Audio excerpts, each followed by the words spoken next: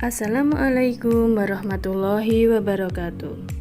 Kembali lagi, hari ini kita akan belajar pendidikan agama Islam. Materi kita hari ini adalah kisah keteladanan Wali Songo. Tujuan dari pembelajaran ini, setelah mempelajari materi ini, diharapkan anak-anak dapat memahami kisah keteladanan Wali Songo dan dapat menceritakan kisah keteladanan Wali Songo. Anak-anak, apa yang kalian ketahui tentang Wali Allah? Siapakah mereka? Apa saja keistimewaan mereka? Wali Allah di dunia ini jumlahnya banyak, tapi dalam pelajaran ini yang akan kita pelajari hanyalah Wali Songo. Untuk mengetahui para wali Allah itu dan apa saja yang menjadi kisah keteladanan Wali Songo, kalian dapat menyimaknya pada pelajaran ini. Semoga kalian bisa mengambil hikmahnya. Al-Quran menjelaskan bahwa wali Allah adalah orang yang beriman dan bertakwa. Di samping melakukan hal-hal yang wajib, para wali Allah senantiasa melakukan hal-hal yang sunnah serta menjauhi hal-hal yang makruh. Kemudian yang disebut Wali Songo adalah wali-wali Allah ini jumlahnya ada 9 yang berdakwah di Pulau Jawa. Wali Allah yang pertama adalah Maulana Malik Ibrahim, disebut juga Sunan Gresik atau Sunan Tandas. Beliau lahir di Samarkand, Asia Tengah dan wafat di desa Gapuro, Gresik, Jawa Timur. Kisah keteladanannya adalah semangatnya mendakwakan Islam. Sunan Gresik banyak membela rakyat Jawa yang tertindas oleh Majapahit. Beliau juga mengajarkan cara-cara baru bercocok tanam. Yang kedua adalah Sunan Ampel atau Raden Rahmat. Raden Rahmat dianggap sebagai sesepuh oleh para wali lainnya. Makam Sunan Ampel terletak di dekat Masjid Ampel, Surabaya. Kisah keteladanannya yang menarik adalah ketika Sunan Ampel berdakwah kepada Prabu Brawijaya. Meskipun akhirnya tidak memeluk agama Islam, Prabu Brawijaya terkesan dengan ajaran agama Islam sebagai ajaran budi pekerti yang mulia. Sunan Ampel mengajarkan falsafah Mohlimo.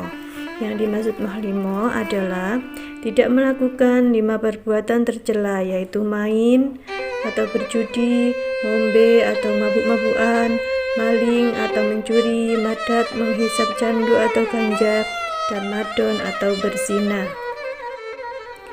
Wali Allah yang ketiga yaitu Sunan Bonang atau Makhdum Ibrahim.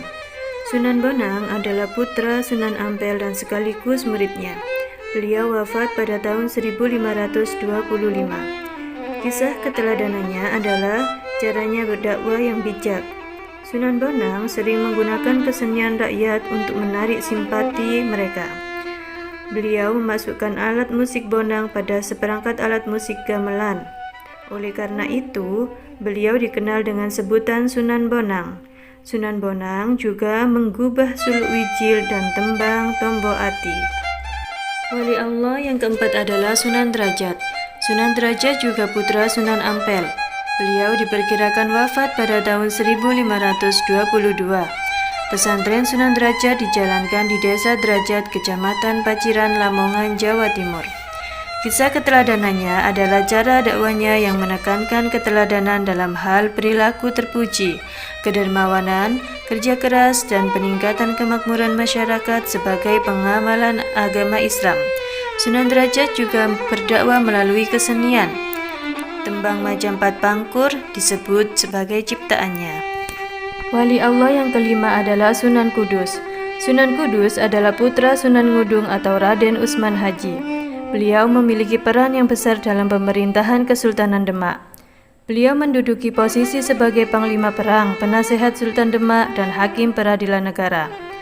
Sunan Kudus banyak berdakwah di kalangan kaum pengusaha dan priyayi Jawa. Di antara yang pernah menjadi muridnya adalah Sunan Prawata, pengusaha Demak, dan Arya Panangsang Adipati Jipang Panolan. Salah satu peninggalannya yang terkenal adalah Masjid Menara Kudus.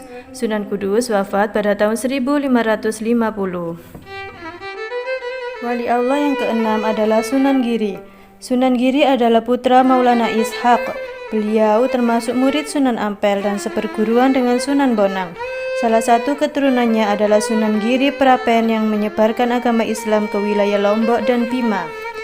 Sunan Giri sangat berjasa mendakwakan Islam di Jawa, bahkan sampai ke wilayah timur Indonesia. Beliau pernah menjadi hakim dalam prakara Syekh Siti Jenar.